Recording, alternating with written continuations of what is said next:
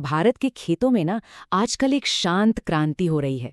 एक ऐसी क्रांति जो रसायनों को नहीं बल्कि प्रकृति को गले लगा रही है। नाम है इसका प्राकृतिक खेती।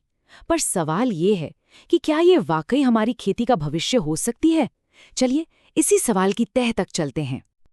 देखिए, लहलहाते खेत, भरपूर फसलें, ये तस्वीरें देखने में जितनी अच्छी लगती हैं ना, उतनी ही जरूरी भी हैं हमारे लिए। ये हमारे जीवन का आधार हैं, इसमें कोई शक नहीं। लेकिन इस खूबसूरती को बनाए रखने की कीमत क्या है? और सबसे बड़ा सवाल, ये कीमत चुका कौन रहा है? और यहीं से एक तरह से कहें तो मॉडर्न एग्रीकल्चर की टिक टिक करती घड़ी की आवाज आने लगती है। ये एक ऐसी चुनौती है जो हमारी मिट्टी, हमारे पानी और हमारे किसानों के भविष्य पर एक बड़ा सवालिया निशान लगा रही है। और इसे समझने के लिए हमें एक बिल्कुल नया नजरिया अपनाना होगा।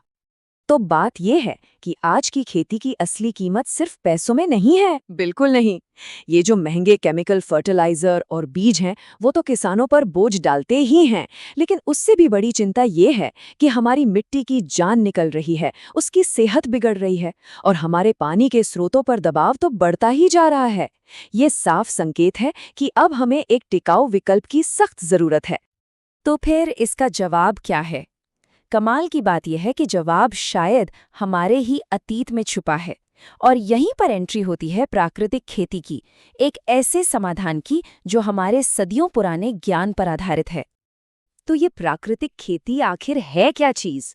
देखिए, सीधी सी बात है, ये खेती का एक ऐसा तरीका है जिसमें केमिकल का इस्तेमाल बिल्कुल जीरो है।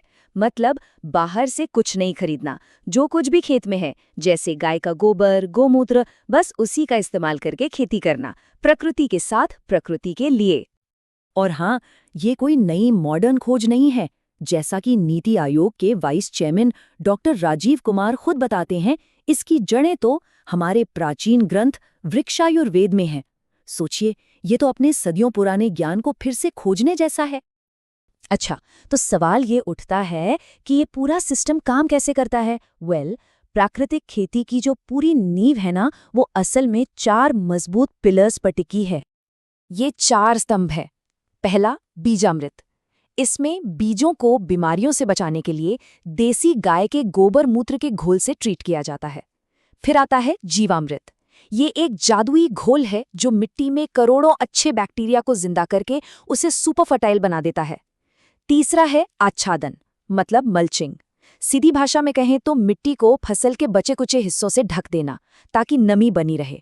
और चौथा है वापसा, जो ये पक्का करता है कि मिट्टी में हवा और पानी का एकदम सही बैलेंस बना रहे। और जब इन चारों तरीकों को अपनाया जाता है ना, तो मिट्टी में जैसे जान लौट आती है। और नतीजा ये होता है कि फसलें भी लहलहा उठती हैं, एकदम स्वस्थ।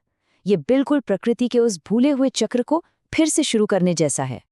लेकिन सबसे बड़ा सवाल तो ये है कि किसान आखिर इसे अपना क्यों रहे हैं, क्यों ये बदलाव आ रहा है? और इसका जवाब छिपा है इसके फायदों में, खासकर जब हम इसकी तुलना आज की केमिकल वाली खेती से करते हैं। जब हम इन दोनों तरीकों को आमने सामने रखते हैं तो फर्क एकदम साफ नजर आता है। पारंपरिक खेती में लागत बहुत ज्यादा है, वहीं प्राकृतिक खेती में ये खर्चा लगभग 0 हो जाता है। क्यों? क्योंकि सब कुछ तो खेत पर ही बन रहा है। एक तरफ जहां मिट्टी की हालत खराब होती जाती है, वहीं दूसरी तरफ प्राकृतिक खेती उसे फिर से जिंदा कर देती है। पानी भी कम लगता है और ये खेती मौसम की मार झेलने में भी ज्यादा मजबूत है। और सुनिए, ये सब सिर्फ किताबों की बातें नहीं है, ये अब जमीनी हकीकत बन चुका है। एक ऐसा आंदोलन जो पूरे भारत में फैल रहा है। आंकड़े देखिए, नीति आयोग के मुताबिक आज देश में 50 लाख से ज्यादा, जी हाँ 50 लाख से ज्यादा किसान और बागवान इस तरीके को अपना चुके हैं। ये कोई छोटा मोटा नंबर नहीं है, ये दिखाता है कि ये एक बहुत बड़ा जन आंदोलन बन रहा है। बिल्कुल, ये सिर्फ कागज पर एक आइडिया नहीं है, ये एक राष्ट्रव्यापी आंदोलन है। चलिए कुछ असली उदाहरण देखते हैं। ये देखिए, हिमाचल प्रदेश के रसीले सेब बिना किसी केमिकल के पूरी तरह से प्राकृतिक तरीकों से उगाए गए, स्वाद और सेहत दोनों में लाजवाब। और अब ये पपीते देखिए, ये एक मल्टी क्रॉपिंग वाले खेत से हैं, मतलब एक ही जगह कई फसलें। ये दिखाता है कि ये तरीका कितना फ्लेक्सिबल है। केले जैसी कमर्शियल फसलें भी अब प्राकृतिक तरीकों से सफलतापूर्वक उगाई जा रही हैं। ये इस बात का सबूत है कि ये मॉडल बड़े स्केल पर भी काम कर सकता है। और आखिर में ये तस्वीर, ये एक इंटीग्रेटेड फार्म है। ये इस खेती की सबसे बड़ी ताकत यानी बायोडाइवर्सिटी को दिखाता है। यहाँ सब कुछ एक दूसरे के सहारे फल फूल रहा है। तो इन सब कहानियों और तथ्यों का सार क्या है? मतलब हमारे खेती के भविष्य के लिए प्राकृतिक खेती के क्या मायने हैं? जैसा कि केंद्रीय मंत्री परषोत्तम रूपाला का कहना है, ये तरीका मिट्टी की सेहत सुधारता है, पर्यावरण को बचाता है और खेती का खर्चा कम करता है, जिससे एक सस्टेनेबल एग्रीकल्चर को बढ़ावा मिलता है।